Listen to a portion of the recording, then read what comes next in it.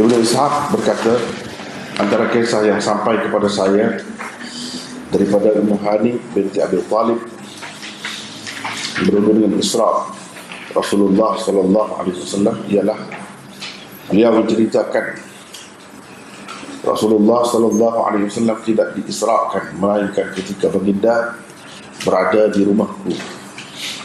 Baginda tidur di sampingku pada malam itu di rumahku. Mula-mula baginda sallallahu alaihi wasallam bersembahyang Isya, kemudian tidur. Kami pun tidur.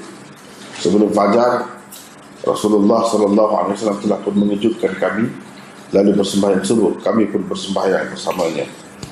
Setelah itu Rasulullah sallallahu alaihi wasallam bersabda, "Wahai Ummu Hani, malam tadi saya telah bersembahyang bersama kamu seperti yang kamu tahu di wadi ini. Selepas itu saya pergi ke Baitul Maqdis dan bersembahyang di sana.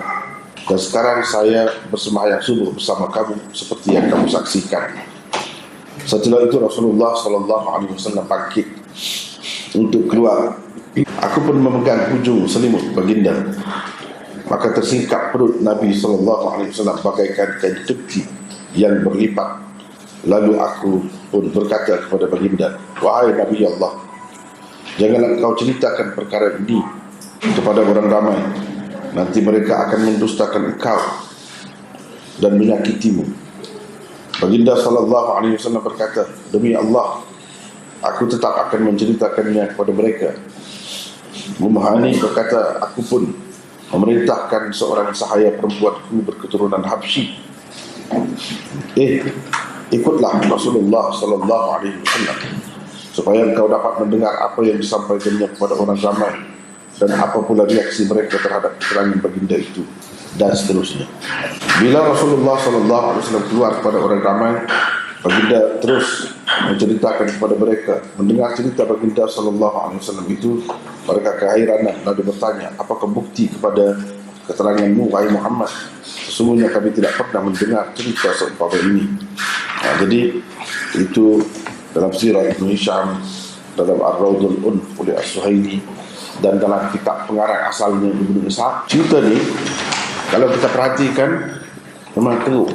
Rasulullah sallallahu alaihi wasallam ia sama sekali tidak sesuai dengan kedudukan Nabi kita Muhammad sallallahu alaihi wasallam.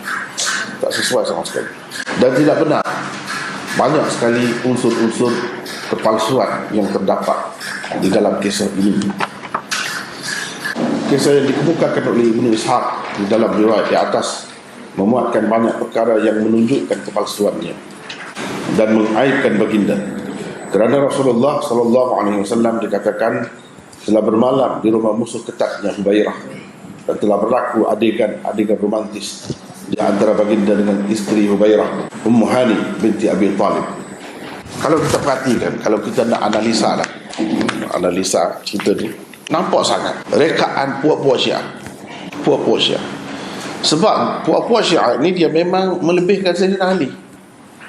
Mereka tak boleh terima satu-satu peristiwa besar atau bersejarah dalam Islam ni tanpa terlibatnya Sayyidina Ali dalam peristiwa itu. Tak boleh terima. Mesti semua ada penglibatan Sayyidina Ali. Itu penyakit Syiah. Penyakit Syiah.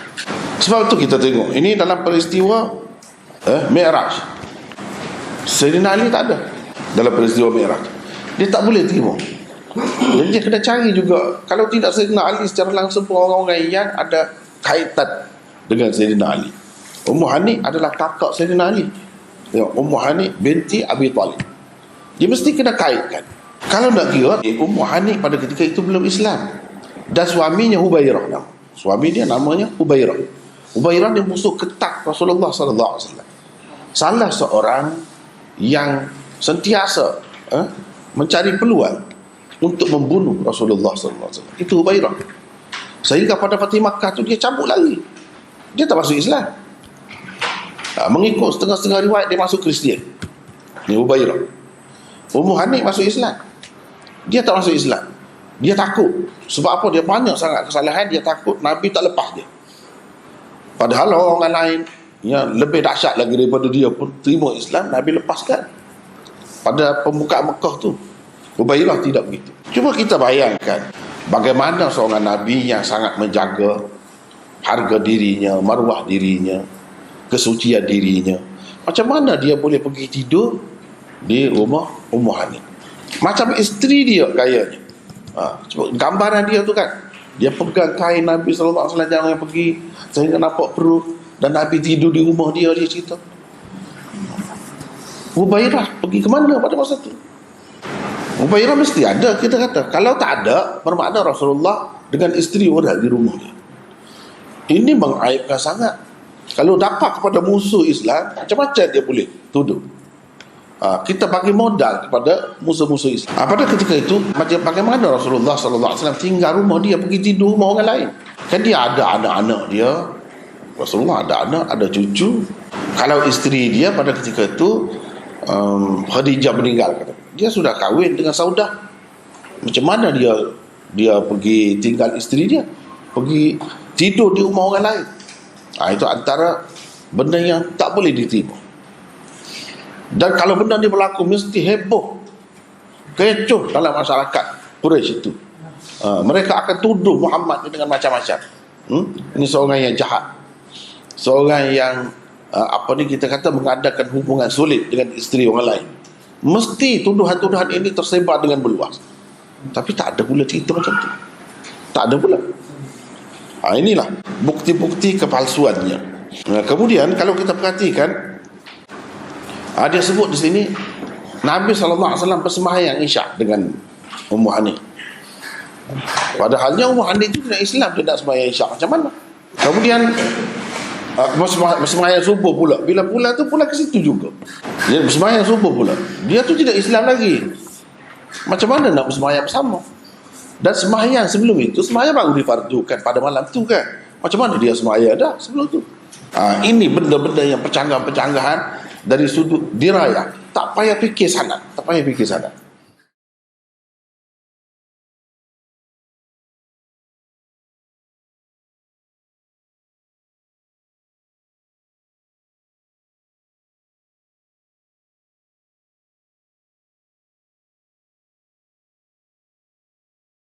Contoh kedua, Nabi SAW dikatakan telah menamakan anak sulungnya dengan Khadijah Abdul Uzza.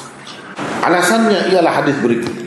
Maksudnya Hisham bin Urwah berkata Rasulullah SAW telah mendapat dua orang anak lelaki dengan Khadijah. Dua orang anak lelaki dengan Khadijah semasa di Mekah, yaitu Abdul Uzza dan Qasim. Kedua-duanya meninggal dunia sebelum Islam, yakni sebelum Nabi Muhammad SAW dilantik menjadi Rasul. Berdasarkan riwayat ini, Nabi SAW telah melakukan syirik dalam penamaan. Orang panggil asyirku fit tasmiyah, syirik dalam penamaan anak lelaki. Dia namakan anak dia Abdul Uzza. Ini kerana Uzza adalah nama satu berhala yang disembah oleh orang-orang kafir Quraisy. Abdul Uzza berarti hamba Uzza. Mana mungkin seorang Nabi, seorang Rasul, Nabi akhir zaman, penghulu sekalian Rasul, semua Nabi ni menentang syirik, terutama dia yang menegakkan tauhid. Tiba-tiba dia sendiri buat kerja betul. Ini bercanggah dengan usul dirayah, mengaibkan dia. Sepatutnya Nabi SAW itu, kalau kita tengok di tempat-tempat lain, sentiasa menegakkan tauhid, menghapuskan syirik, segala unsur syirik apapun. Itulah kerja dia. Tiba-tiba di sini dia sendiri mengajar. Jadi perkara seperti ini mustahil berlaku. Mustahil berlaku kepada nabi-nabi, termasuk juga nabi kita Muhammad SAW. Justru para nabi itu terpelihara, yakni maksum daripada dosa-dosa, apalagi syirik, sama ada sebelum dilantik menjadi nabi atau selepasnya. Ini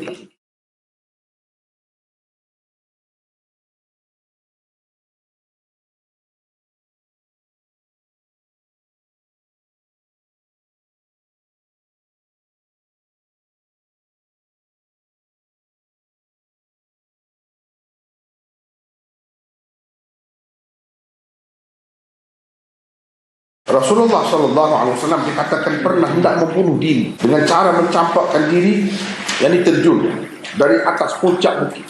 Bermaksud wahyu tidak turun lagi untuk beberapa lama, hingga Nabi SAW dirundung kesedihan yang membuatkan beliau berulang kali ingin terjun dari atas puncak bukit.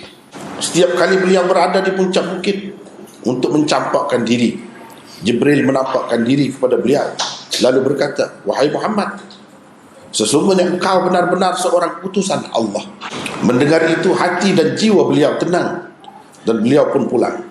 Lantas bila wahyu kembali berhenti lama, beliau melakukannya lagi, naik pula atas bukit, puncak bukit, gitu. Dan ketika beliau telah berada di puncak bukit, Jibril menampakkan diri lalu berkata seperti di atas. Perbuatan membunuh diri adalah satu dosa besar dalam Islam. Mana mungkin Nabi SAW ingin membunuh diri dalam keadaan baginda terpelihara daripada dosa-dosa, terutamanya dosa besar seperti membunuh diri. Kalau kita kata Nabi nak bunuh diri, kalau kita nak pakai juga cerita tu, dia jadi bercanggah. Sebab apa? Ini dosa besar. Kan Nabi itu maksum daripada apa? Daripada dosa. Dan kalau dia nak melakukan maksum, sudah bercanggah. Dari sudut dirayat tak boleh pakai. Sebab apa? Bercanggah dengan sifat Nabi, seorang Nabi. Dia mesti maksum daripada apa? Daripada dosa lah. Dosa besar lebih-lebih lagi. Ini dosa besar ke dosa kecil? Bunuh diri, dosa besar. Jadi bagaimana Nabi nak melakukannya? Kalau dia nak melakukan, mana tidak maksum lah. Itu bercanggah dengan sifat dia, bercanggah dengan kedudukannya. Sebab itu kita kena pakai usul dirayat yang sangat penting, mustahak sangat. Benda ni benda besar ni, mengaibkan Rasulullah, tak sesuai dengan kedudukan Rasulullah SAW. Nak bunuh diri pula. Kalau orang biasa pun, orang Islam ni tak bunuh diri mudah-mudah. Orang Islam yang ikut ajaran dia, kerana ikut dia lah, tak suka kepada bunuh diri, tiba-tiba dia sendiri nak bunuh diri. Macam mana? Mustahil Nabi SAW pernah hendak membunuh diri dalam keadaan terdapat sekian banyak ayat Al-Quran yang melarang umat Islam daripadanya. Lihat sebagai contohnya ayat berikut. Ya ayyuhalladzina amanu la ta'kulu amwalakum bainakum bil batil illa an takuna tijaratan an taradin minkum wa la taqtulu anfusakum innallaha kana bikum rahima. Bermaksud, wahai orang-orang yang beriman, janganlah kamu saling memakan harta sesamamu dengan jalan yang batil, yakni dengan jalan yang salah, kecuali dengan jalan perniagaan yang berlaku dengan suka sama suka di antara kamu. Dan janganlah kamu membunuh dirimu. Tuhan larang bunuh diri. Ini tak boleh. Tiba-tiba utusan dia sendiri nak bunuh diri. Ini bercanggah dengan Quran. Kalau hadis itu bercanggah dengan Quran, tak boleh. Itu usul dirayat juga tu. Bagaimana Nabi SAW akan membunuh diri dengan cara terjun dari puncak bukit, sedangkan beliau sendiri telah memberi ancaman yang begitu berat terhadap orang-orang yang membunuh diri dengan apa cara sekalipun. Hadis Rasulullah SAW. Abu Hurairah meriwayatkan, bermaksud, sesiapa yang membunuh diri dengan cara mencampakkan dirinya dari atas bukit, ia akan berada di dalam neraka Jahannam dalam keadaan kekal dan berterusan mencampakkan dirinya di dalamnya buat selama-lama. Jelas dia sebut. Tiba-tiba dia sendiri nak campak diri dia, macam mana? Ni cakap tak semua bikin lah kalau macam tu.